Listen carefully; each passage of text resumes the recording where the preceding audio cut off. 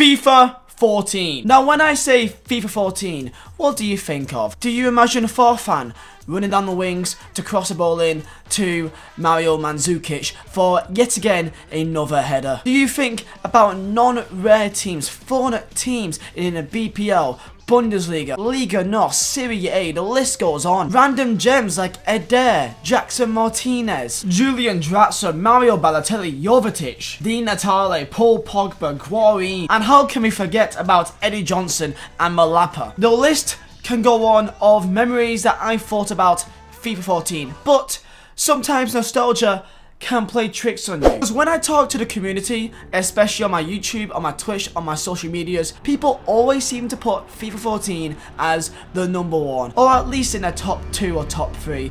FIFA 14 is never below that from what I found from most of the community. However, I do believe that FIFA 14 is overrated, and you may think that's insane. I'm not saying that I think the game is bad. I think the game is fantastic. It's at least in my personal top 3, top 4. However, nostalgia can play tricks on you, and recency bias is also very important. We sometimes may forget some incredibly ridiculous things that happened in FIFA 14 that cannot alter the experience of what we got from the entire year. Looking back, we think of the good times. We don't want to think about what annoyed us the most this year. So in today's video, I'm going to go through why FIFA 14 is so overrated.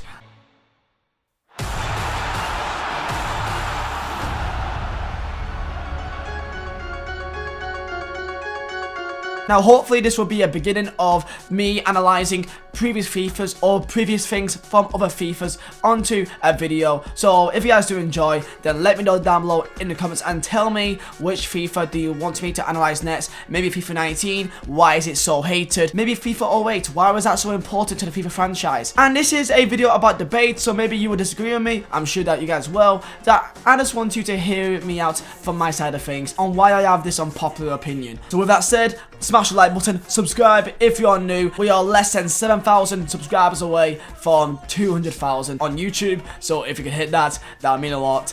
And let's get into the video. So it's the 23rd of September 2013. Now imagine little Vizeh going into the game in Burnley. I finished school, it was 3:30, and I took the bus from my high school in Cologne to Burnley. I went by myself. I did not even tell my parents because I saved up my birthday money from back in July to spend on FIFA 14. I went to the game store and I bought a copy, and I did not just get the normal copy, I got the metal box. Yes baby, I got the metal box. I felt like I was a warrior. I spent like an extra £5 for that metal box and I felt great. Words cannot describe little Liam, who's played FIFA since FIFA 03. I've had FIFA 03 on the original Xbox. I've played on PSP, on PS2s, or FIFAs, FIFA 08, FIFA 07, FIFA 10 to FIFA 12, 11, and the list goes on. FIFA 12, I started to really pick up my love for FIFA going into Division 1 when I was 13 years old, and I thought I was amazing at FIFA, watching KSI on YouTube, watching AA9 Skills, watching Wee Peeler and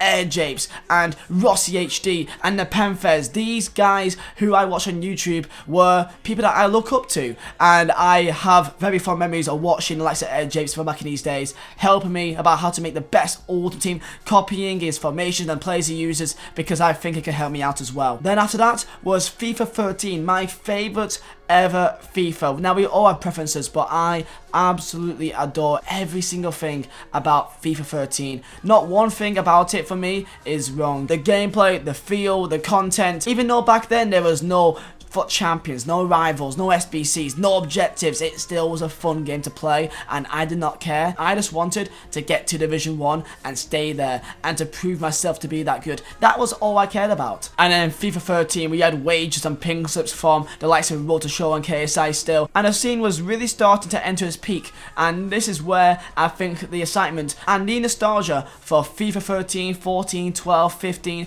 is really prevalent, because this was the peak of FIFA on YouTube as well. But anyway, back to where I were. So little Liam goes back home and loads up FIFA 14. I am buzzing, I am excited. So what else was new for FIFA 14? Well, of course I like sub chem styles as one, but that wasn't that important. Let's not forget about one of the biggest changes and what has changed FIFA to its date, and what could be part of its downfall was the inclusion of legends. Not icons, it was legends. 42 legends was put into FIFA 14, but it was only available on Xbox consoles. PlayStation had no legends whatsoever due to licensing, exclusive licensing based to Xbox, to Microsoft, and this was massive. People were all over the legends. Brand new cards with legendary players, bringing back nostalgia so you could play with the likes of Pele, Hullet, Vizeh, Maldini, George Weah, Crespo, and the list goes on. There were not that many legends put into the game, which was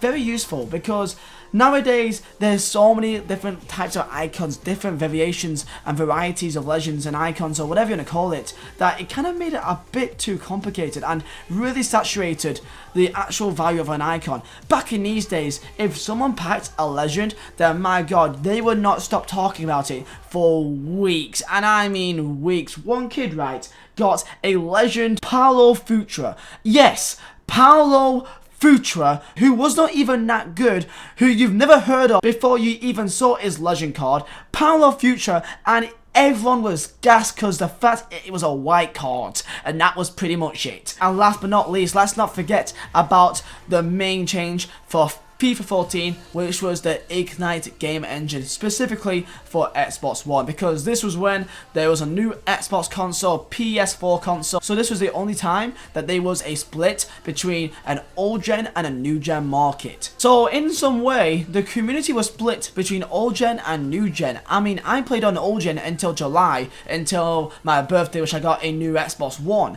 but I played the majority of FIFA 14 with old gen, and I loved it. I loved playing with my 4-1-2-on-2 Bundesliga team with Farfan, with Aubameyang, Draxler, Mario Mandzukic, Luis Gustavo, Felipe Santana, Joan Boateng, Alaba, Piszczek. I remember all of these. I can't even see the team right now, but yeah, I still remember each one of their names because I use this team so much. But this is the best part about FIFA 14, is that you can use so many different variations of teams and it's still being OP. You can go to Liga NOS and use Jackson Martinez, Eder, Mangala, Quintero, Matic, these players that was so good this year for no reason, but they just were. Eder, look at this card, had no reason to be that good, but guess what? He felt great, he felt fashionable, he felt powerful, he was able to win headers in the air, he was able to go up front, and this is why I believe so many people love FIFA 14, is that you can use so many different types of teams with Liga, with Bundesliga, with Premier League, obviously with La Liga, so many fun different variations that, unlike FIFA 20, go on FUT Champions, go on Rivals Pass like Div 4, you'll see the same players pretty much in every single team. You'll always see Sissoko, a Ndombele, a Ousmane Dembele, a Semedo, a Lenglet. Very rarely do you see someone like a Eder and a Jackson Martinez and them absolutely destroying teams and slapping them up. It was fantastic. So you must be asking, why do I think it's one of the most overrated FIFAs of all time? Well, one reason and one reason only is, it's quite simple, guys. Headers. The reason why I don't put FIFA 14 as my first or second spot in my all-time best FIFAs or most favorite FIFAs is that, looking back on it, I don't think about how insane corners and free kicks and headers were and crosses, and literally Mario Mandzukic is the main reason why I have nightmares. Now yes, it's fun to use him. I can go down wings with my Farfan and cross the ball. I can do it a million times, but so can my opponent, and this is why people forget how insane headers was this year. Feel free, go back and watch KSI and Road to Shores, Pink Slips and Rages, Easton Gibbs, these kind of people. Look back at their wages and I guarantee you'll see that most of their goals, I'll guarantee at least half their goals were from corners, free kicks and cross headers. I guarantee it. It was game breaking that literally any kid who had no knowledge of football could have easily just run down your wing, because pace was a massive thing, so they can just run past your fullbacks, because even though they may be your 93 pace of Farfan, your fullback, unless it's someone insane, will most likely not be able to catch up to them, and guess what, they can cross the ball in, and it's honestly a flick of the coin if you're going to get the ball or not. If they have a Zlatan Ibrahimovic, you're done out here, mate. The most overpowered card in FIFA history, in my opinion, is Team of the Year, Zlatan Ibrahimovic. He had literally everything. Not a single fault. He had the height, he had the dribbling, he had the shooting, he had the strength, he had the pace, he had the passing. And you may say, wait, only 82 pace though. How is that fast? When you're that big and strong, you don't need anything else but that pace. I would love you guys to go back onto FIFA 14 and just play a game. You may have fond memories, you may have not, you may have never even played it, but let me tell you this, FIFA 14 was fun. It was so fun. It was ridiculous like headers, because I feel like games like FIFA 13 was still fun but lacked a OP mechanic like headers. Yes, 13 may have had near post shooting being a bit overpowered, but at least you have to, get yourself into a position to make the space, work hard, almost break your team's defense down to be through on goal, to be in that position to go near post. But corners and crossing, it's just mainly luck. Any 10-year-old can run down the wings with Walcott and cross the ball in and score a header. Anyone can do that. At least near post, it takes some sort of effort of skill or dribbling or some sort of movement or positioning. It kind of adds some sort of skill to it. Crossing meta was just a dumb OP mechanic, in my opinion. Now, when I played FIFA 14, did I cross a lot? Yeah, because that was one of the best ways to score. Of course, long shots was very fun in this game. Finesses were still good. You can still score normal goals as well, but most people just kind of bin that off and just went down wings and crossed the ball in. It would be the most perfect FIFA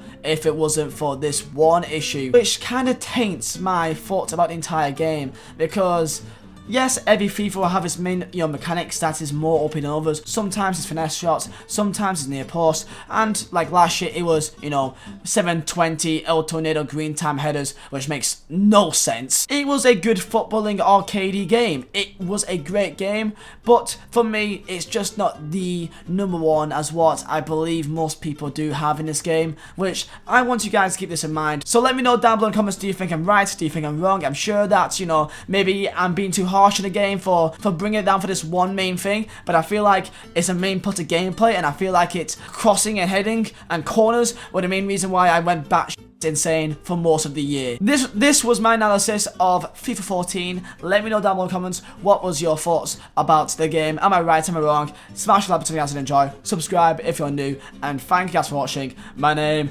is Vizeh, and I'll see you next time.